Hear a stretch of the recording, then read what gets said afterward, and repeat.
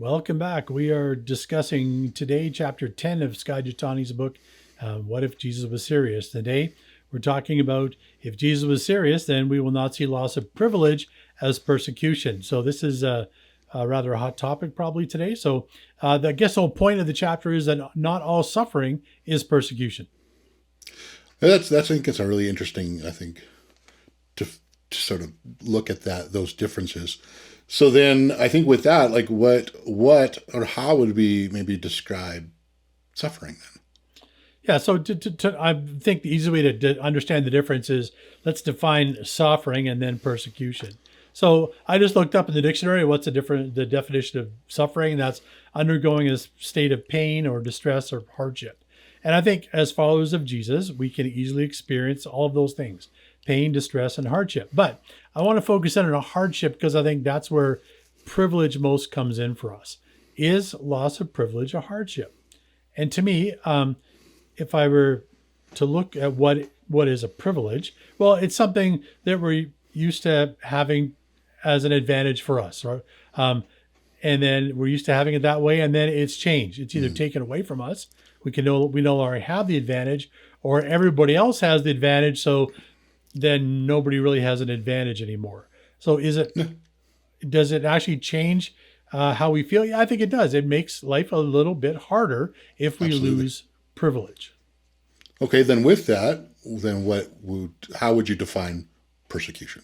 Okay, so a lot of people sort of equate suffering with persecution, but it's not. If we look at, just the straight dictionary definition again, hostility is an ill treatment, especially because of, or hostility or ill treatment, usually because of race, political reasons, or with regards to our discussion today, religious beliefs. So Jesus in the Sermon on the Mount defined persecution as when we suffer. So there's a suffering part, but for specific reasons, for doing what is right or being identified with Jesus. So according to Jesus' definition, then not all suffering is persecution. It only becomes persecution when we're persecuted for doing something that is right. Again, how you define right is, we use the Jesus standard for that, or just being identified with Jesus. So if we're identified with Jesus, or people tell us not to be identified with Jesus, then we're actually being persecuted. Okay. So I guess then maybe it's sort of say that when Jesus basically said we should expect some persecution, and it could be an indication that we are a follower of Jesus. So I mean, maybe the big question that we need to maybe talk about or discuss is what is a loss of privilege, and then maybe what is persecution. Those big questions around Yeah. that. Well, I think the question actually is the loss of privilege actually Persecution. persecution? Yeah. So we have two different value systems working here. We have Jesus presents a sort of version of, or gives us values based on the kingdom of heaven in the Sermon on the Mount. And then that's vastly different from the culture then and from the culture now. So, and he said, he even says right in the sermon that we expect persecution. So, because we know that being a follower of Jesus, we expect to be persecuted, could be an indication that we actually are. I think it's tempting for us sometimes to claim persecution where none exists to prove that we are followers of Jesus. And that's where it gets into an area where it's not really persecution at all. I'll give an example of that. Followers of Jesus have enjoyed a privileged position in culture in the last, I would say, 100 years, and basically that's sort of based on the idea that some of our Christian faith and values were once highly regarded in culture and even laws. That's right. But I don't think that's the case anymore. It's shifting from neutral, anybody can do whatever they want, to particularly in the media, there's very few instances now where followers of Jesus or Christians are portrayed in the media as in a positive light at all. So if I were looking at an example then of loss of a privilege then, and whether it's persecution or not, let's take something that's happened in my lifetime that isn't. So when I went to public school in middle school, we said the Lord's Prayer every day in the morning. Everybody was forced to stand, and we heard the Lord's Prayer being recited, and more often than not, people recited along. They knew what it was, and so I think we have to sort of ask ourselves some questions here. So the thing that Jesus said, are we suffering for doing what is right or on the account of Jesus? So the first question I would want to ask is it right to make people who are not followers of Jesus recite the Lord's Prayer? No, I think it's a really important question to, to ask. Because, yeah, I would say it not. And I would agree with you. I don't think so because, one, I think it's obviously it presents the gospel to people. That's a great thing. Most Christians would agree and like that to happen. But Jesus specifically gave those instructions to his followers when they asked him how to pray. So I think it's unreasonable to ask people who are not followers of Jesus to pray in the way that Jesus taught. That's not something that Jesus required of people who were not his followers. I think the other question is, are we suffering then? Is there suffering on Jesus' account because we don't say the Lord's Prayer in school? And again, I think the answer there is no. Yeah, because I think the idea is that hopefully we are doing it somewhere else in our life. Yes.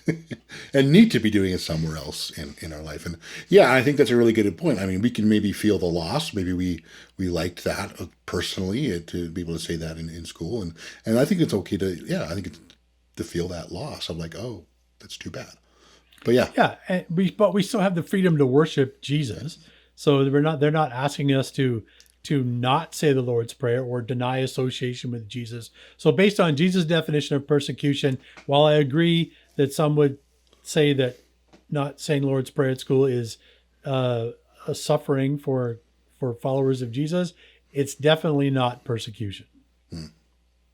All right, so then we look at a second thing that Skye talks about in the book is sometimes, and this is in our culture today, people claim to be a victim or claim the label of victim in order to accumulate power, to use it to their own advantage. Yeah. And this seems like a weird thing, actually, to put yourself as being a victim in order to exploit it. But I think that's a sort of a weird upside as being seen as persecuted in our culture today.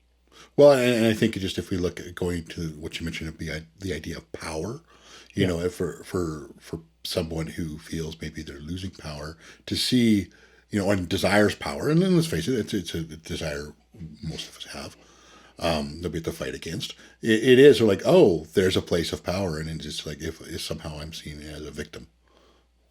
Yeah, so if I claim to be a victim, I'm going to use that leverage that I have in the media, just to use it against my opponents. It's the us and them thing again we talked about in the previous chapter of chapter 9. And then I think it leads us to a point where we're saying, oh, we're the victim, so we're right, and so we kind of excuse our own bad behavior and bad attitudes with that. And I think that puts us in a very, very dangerous position.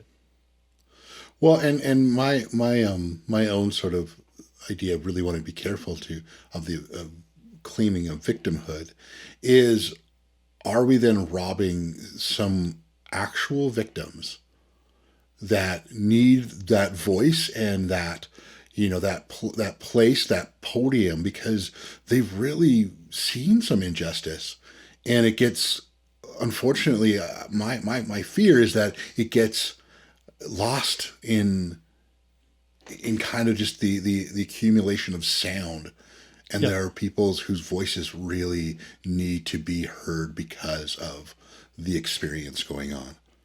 I totally agree with that, and I think it makes sense from the perspective of, if there are actually people being persecuted and they are victims, then there's an injustice there, and we fight for justice.